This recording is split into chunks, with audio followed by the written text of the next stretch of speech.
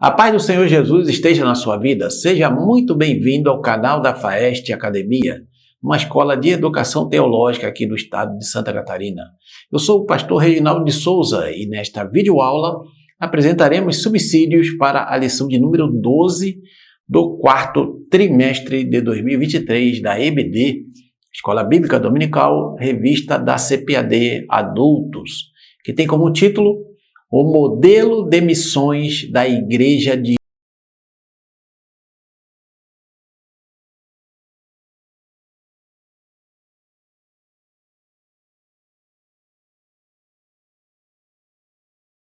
aula. Não se esqueça de deixar seu like, inscrever-se no nosso canal da FAEST Academia, curtir, compartilhar, e na descrição desse vídeo você vai encontrar um link para obter maiores informações do nosso curso de teologia e também encontrar links para comprar os livros citados pelo comentarista da lição, pastor Wagner Gabi, e nos ajudar a continuar nesse ministério de ensino da palavra de Deus.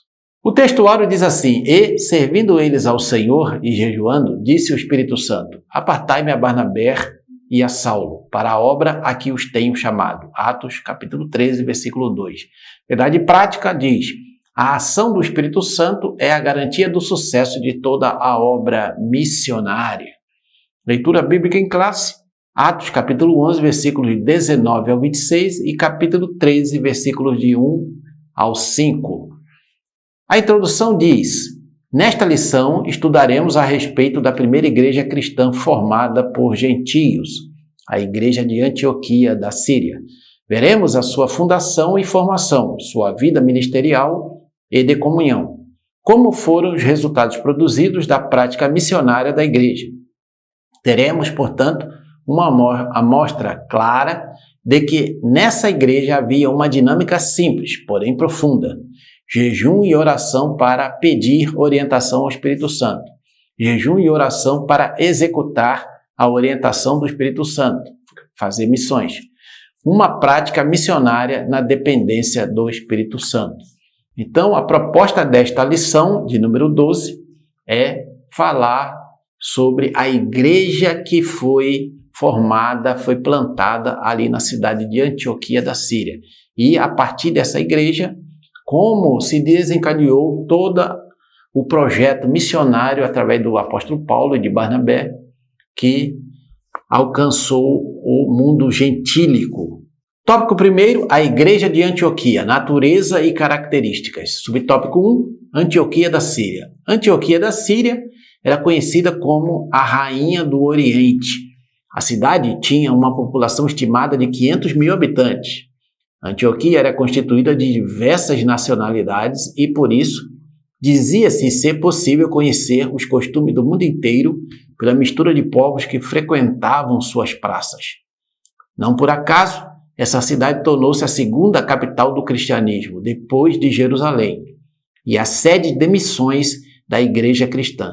O evangelista Lucas altera o foco de sua narrativa, outrora centralizada em Jerusalém, para o ministério aos gentios, a partir de Antioquia da Síria, e a subsequente disseminação da igreja pelo mundo. Atos, capítulo 11, versículo 19. Então, essa cidade, Antioquia da Síria, acho que era a terceira cidade ali do Império Romano, em termos de projeção, de importância. Uma cidade, naquele tempo, com mais de 500 mil habitantes, era uma cidade gigante, uma cidade enorme, né? Até hoje, né, uma cidade com 500 mil habitantes é uma cidade com uma população bem significativa. E naquele tempo, então, era uma cidade que recebia pessoas de várias partes do mundo, de várias procedências. E era um caldo cultural. E a partir dessa cidade que Deus estabeleceu ali a sede das missões para alcançar os gentios. E Barnabé e Saulo foram os primeiros missionários que foram enviados por essa igreja e que fizeram um trabalho de plantação de igreja em várias partes do mundo conhecido da época. Subtópico 2, a igreja em Antioquia. Após a perseguição depois da morte de Estevão, que fez os membros da igreja em Jerusalém se dispersarem para a Judéia e Samaria, o Espírito Santo dirigiu os passos dos primeiros cristãos dispersos para várias regiões, chegando a Antioquia da Síria. Nessa cidade ocorreu a fundação da primeira igreja gentílica, Atos 11, 26, que se tornou o centro da obra missionária de Paulo, o apóstolo dos gentios. Só Roma e Alexandria eram mais importantes do que Antioquia. O evangelho pregado a partir de Antioquia para outras regiões do mundo era espiritualmente estratégico. Ou seja, a igreja que foi plantada ali em Antioquia da Síria, ela estava num ponto estratégico, pelo fato de ser, primeiro, uma cidade de gentios do Império Romano e que tinha pessoas do mundo todo. Então, ganhando aquelas pessoas ali para Jesus, essas pessoas provavelmente ou possivelmente voltariam para as suas nações, levando a mensagem do Evangelho. Por isso é que era espiritualmente estratégico, plantar a igreja e começar a obra de missões mundiais ali através da igreja de Antioquia. Subtópico 3, uma obra de leigos. Não foram os apóstolos ou obreiros, mas os leigos, os discípulos e os crentes em geral, outrora dispersos por causa da perseguição em Jerusalém, que anunciaram o evangelho aos gentios e fundaram a igreja em Antioquia. Atos capítulo 11, versículo 19. Por causa do anúncio do evangelho, a mão do Senhor estava sobre os crentes dispersos em Antioquia, o que fez com que muita gente se convertesse a Cristo. Essa notícia chegou a Jerusalém e Barnabé foi enviado até Antioquia para ver o que estava acontecendo.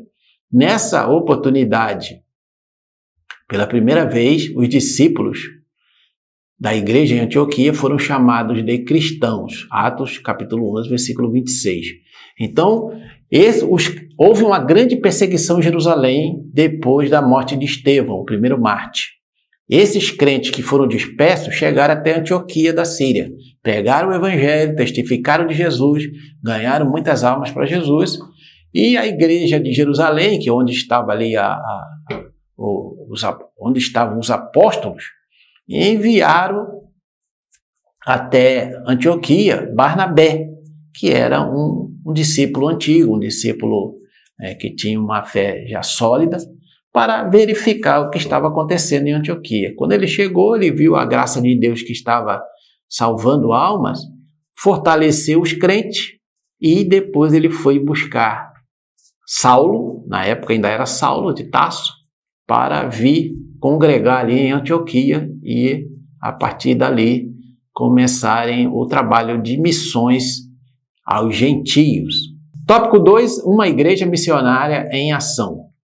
Subtópico 1, havia alguns profetas e doutores, Atos 13, versículo 1. A igreja em Antioquia tinha uma boa liderança exercendo a vocação. Nessa igreja, Deus estabeleceu profetas e doutores. Veja 1 Coríntios, capítulo 12, versículo 28. Os profetas eram pessoas que exerciam o dom de transmitir a mensagem de Deus sob a inspiração do Espírito Santo e de maneira espontânea. Os doutores ou mestres eram cheios do Espírito Santo e ensinavam a palavra de Deus com autoridade e sabedoria do alto. Não eram, portanto, homens orgulhosos e cheios de sabedoria meramente humana. Então, essa igreja de Antioquia, ela tinha uma liderança muito bem fundamentada na palavra de Deus. Então, veja, eram os profetas naquele contexto, eram pessoas que estavam recebendo as mensagens da parte de Deus e transmitindo ali com muita inspiração, com muita autoridade, do Espírito Santo para a igreja, para os crentes ali da igreja de Antioquia. E os doutores ou mestres eram aqueles que examinavam essas mensagens, eles explicavam essas mensagens que os profetas recebiam e também o Antigo Testamento e ensinavam ali para a igreja, para os crentes de Antioquia. Ali em Antioquia, os discípulos de Jesus foram chamados pela primeira vez de cristãos. Cristãos, seguidores de Jesus Cristo. Foi o primeiro lugar, a primeira menção dessa palavra cristão foi ali em Antioquia. Subtópico 2, uma liderança servidora. A liderança da igreja de Antioquia era constituída sem barreiras raciais ou espirituais. Por exemplo, Barnabé, que significa consolador, misericordioso. Simeão significa negro africano. Lúcio Cireneu também era africano. Manaém, irmão de criação de Herodes, o tetrarca, que era o Herodes Antipas, que matou João Batista. Saulo era um fariseu e ex-perseguidor da igreja. Olha só que mistura, né? Veja como é que era a igreja de Cristo Jesus ali em Antioquia. Era uma igreja aberta para todos, servirem a Deus por intermédio de Jesus.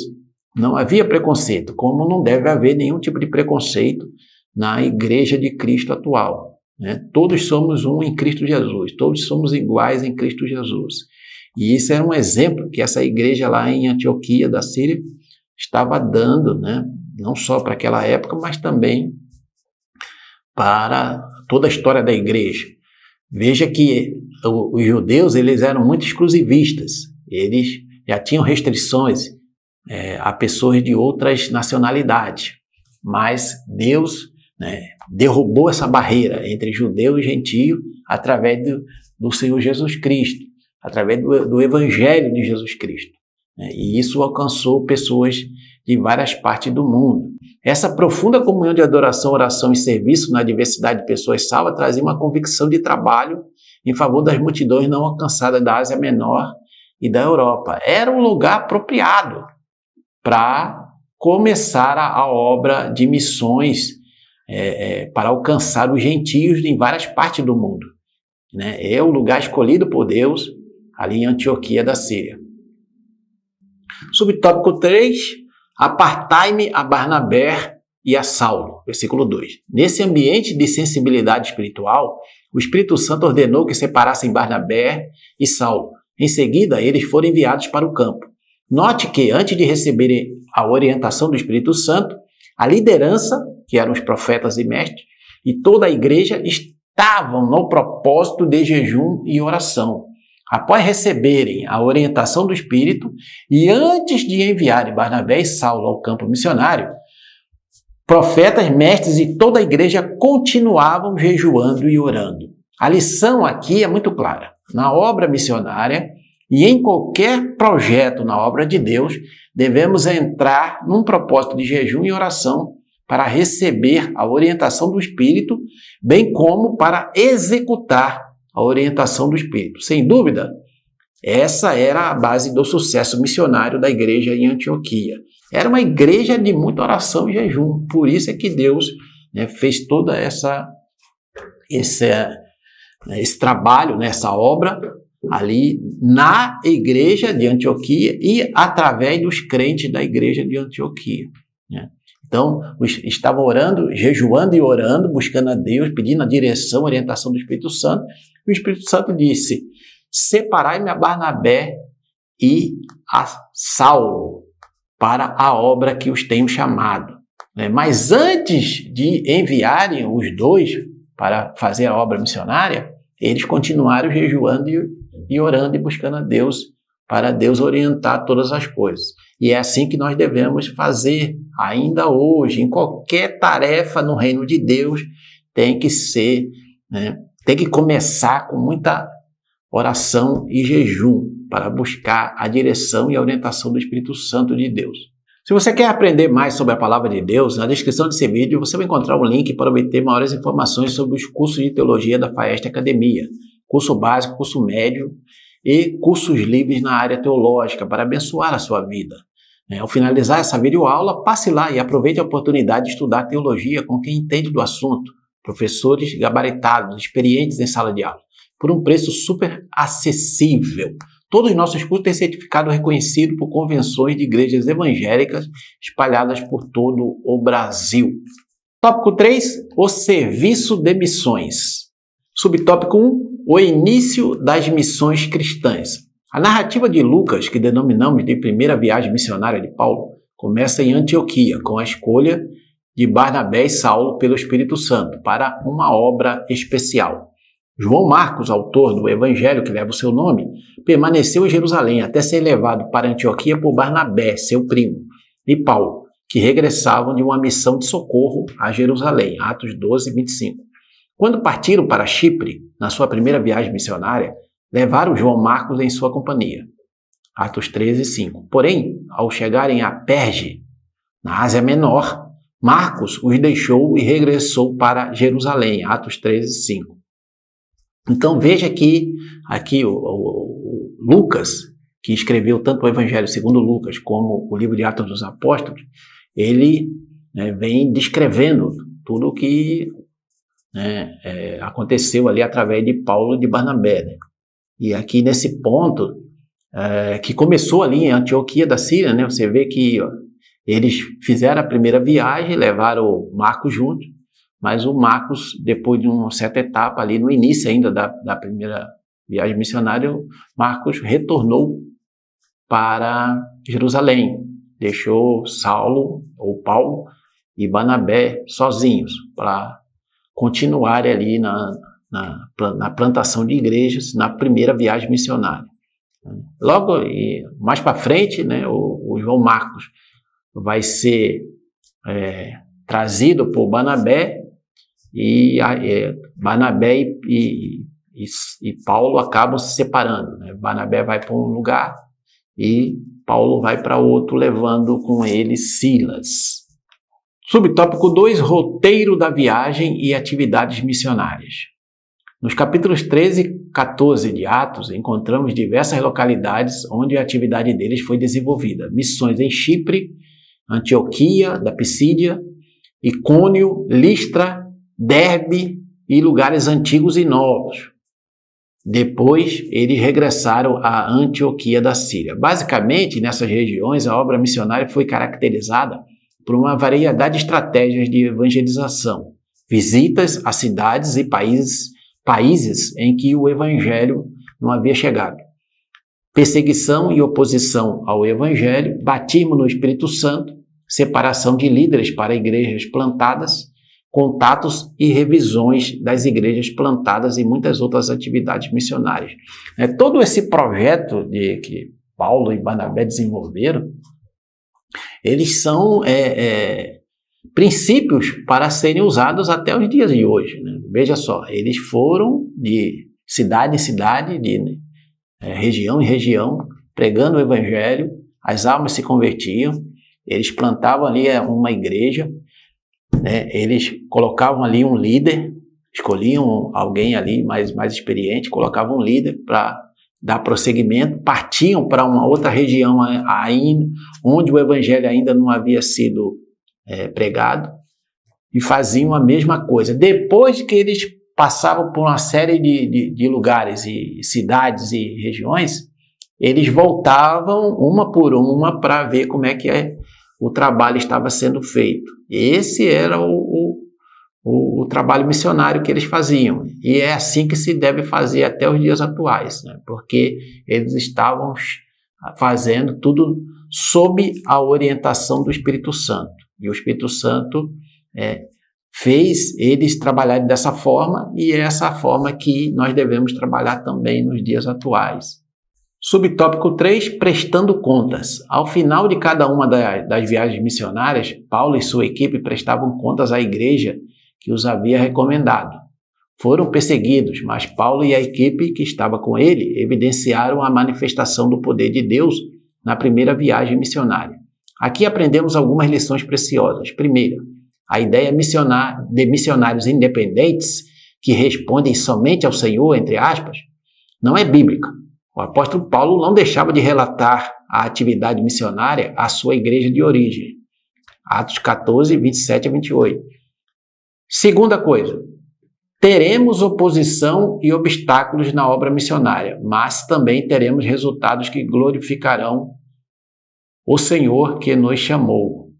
Então, aqui nesse subtópico, o comentarista ele vai enfatizar essa questão que é muito importante, frisar, né? A questão do relatório, de prestar contas.